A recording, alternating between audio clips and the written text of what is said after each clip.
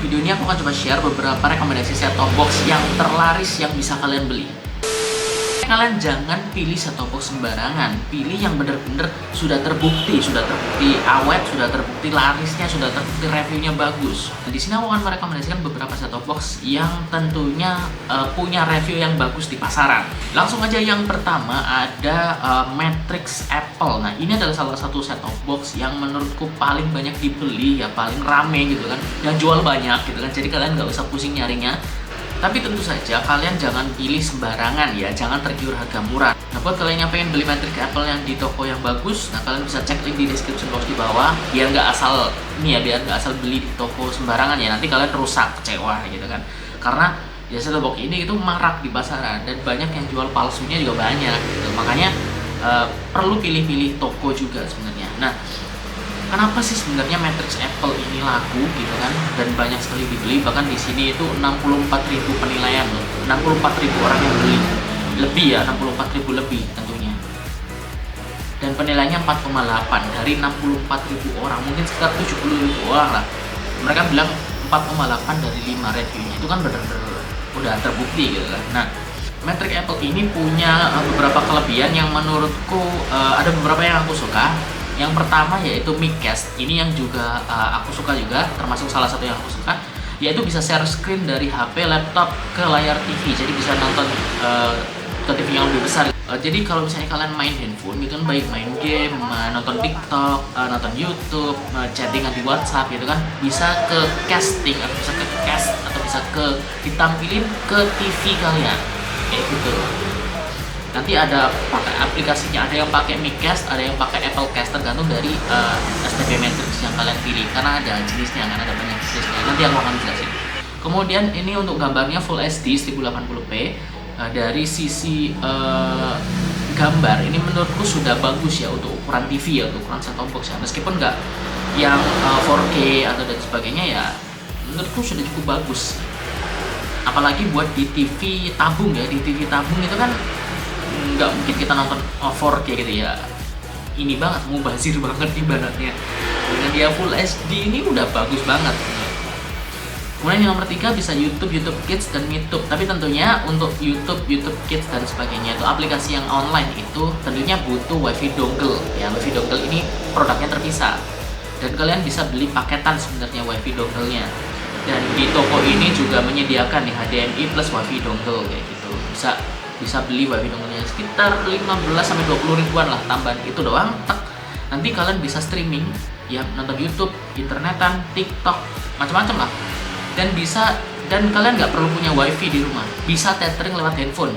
Jadi handphone kalian ada kuota internetnya kan, tethering aja, kemudian sambungin ke set-top box-nya melalui WiFi dongle, bisa nonton YouTube atau nonton internet, TikTok di TV box ini kayak gitu.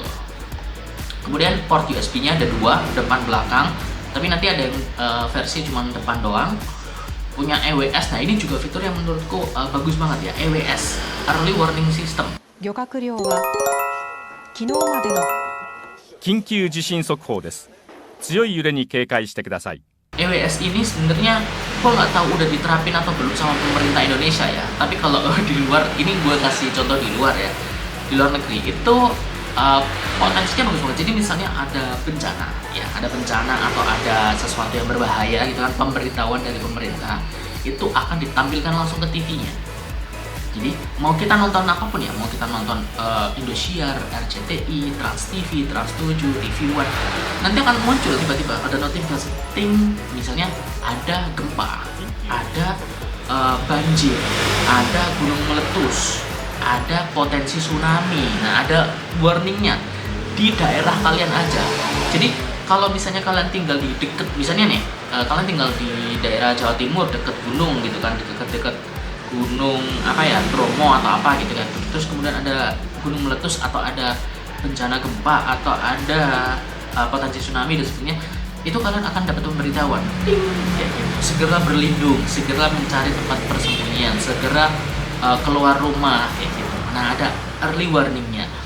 Itu kalau di luar ya, aku ambil contoh di luar ya. Nah, di Indonesia ini katanya mau diterapkan. Kalau kalian punya STB ini, kalian akan dapat notifikasi. Ya, tapi kalau TV kalian nyala ya, kalau TV kalian nggak nyala ya enggak gitu.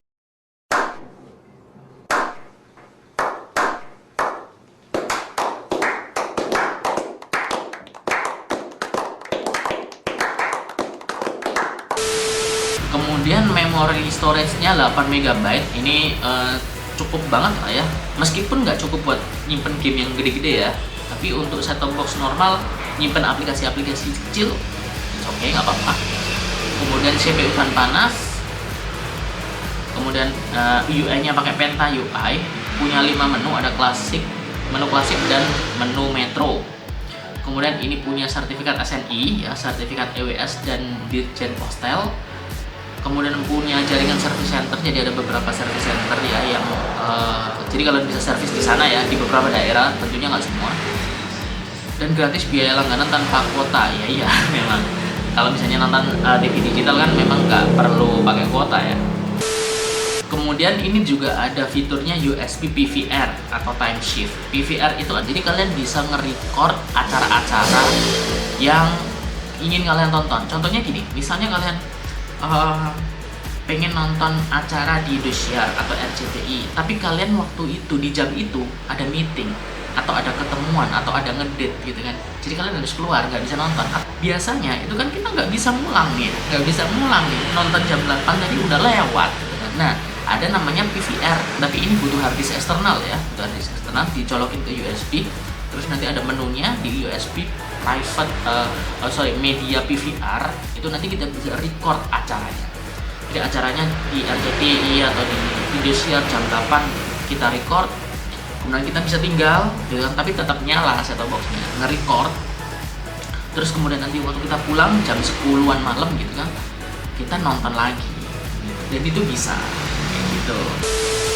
Untuk harganya STB Matrix ini di harga 200 ribuan ya, 200 ribuan. Ada versi merah, kuning, dan burger. Buat yang ingin beli langsung aja cek link di description box di bawah.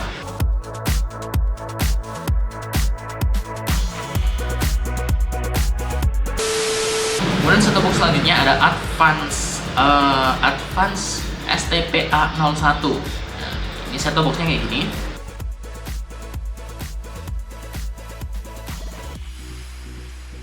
Nah, kelebihannya set-top box Advance ini adalah set-top box DVB-T2 sesuai dengan MPEG-2 dan MPEG-4 H264. Oke, kompatibel dengan HDTV, FTA, dilengkapi dengan konektor HDMI dan port USB 2.0 dengan fungsi PVR, dapat didukung HDD eksternal. Oh, dia juga bisa PVR juga. Media player yang memutarkan musik, video, gambar. Oke, bisa ada media playernya. Kemudian mendukung file AVI, MKV, JPG dan MP3. Oke. Ada EPG-nya. Oke. Kemudian ada software update-nya pakai port USB. Oke. Nah, untuk portnya di sini itu hampir sama ya pada set-top box pada umumnya, yaitu ada antena, ya antena, kemudian ada RF loop, ada koaksial, ada HDMI input, dan ada kabel RCA. Untuk antena ini teman-teman bisa pakai antena analog maupun antena digital ya. Tapi aku saranin antenanya, baik set-top box apapun, itu taruh di luar ruangan ya, biar sinyalnya lebih kuat, itu penangkapan sinyalnya lebih kuat. Kemudian untuk outputnya ini bisa ke HDMI dan bisa ke kabel RCA. Kabel HDMI ini biasanya dipakai buat TV-TV yang udah LED ya, udah LED biasanya ada kabel HDMI-nya. Cuman memang ada beberapa TV yang nggak ada sih kabel HDMI. Port HDMI, port HDMI-nya. Jadi kayak gini port HDMI-nya, bisa dicolokin ke TV. Kemudian untuk yang TV tabung itu rata-rata pakai kabel RCA ya, kuning untuk video, audio, dan R sama L lah ya. Nah kayak ini untuk kabel RCA itu biasanya koneksinya ke TV tabung ya, kayak gini dikonekkan. Terus untuk TV LED biasanya pakai kabel HDMI. Nah untuk antenanya pakai antena luar ya, wajib antena luar, sebenarnya nggak wajib, tapi saranku juga pakai antena luar biar lebih bagus penangkapan sinyalnya. Cuman yang nggak aku suka dari Advance ini adalah saluran pembuangannya atau saluran udaranya ada di sebelah pinggir ya, di sebelah pinggir ini, di samping sini sama kanan ya, kanan ada, ada kanan ada, jadi kiri sama kanan saluran pembuangannya. Kalau misalnya set-top box ini ditaruh di tempat yang sempit, katakanlah di pokoknya di bagian sempit gitu, terkadang udaranya nggak bisa keluar. Itu sebenarnya itu preference aja sih. Buat kalian yang pengen beli set top boxnya, langsung aja cek link di description box di bawah. Untuk harganya ini sekitar 150 ribuan. Dan untuk yang pakai HDMI dan WiFi itu 203 ribuan.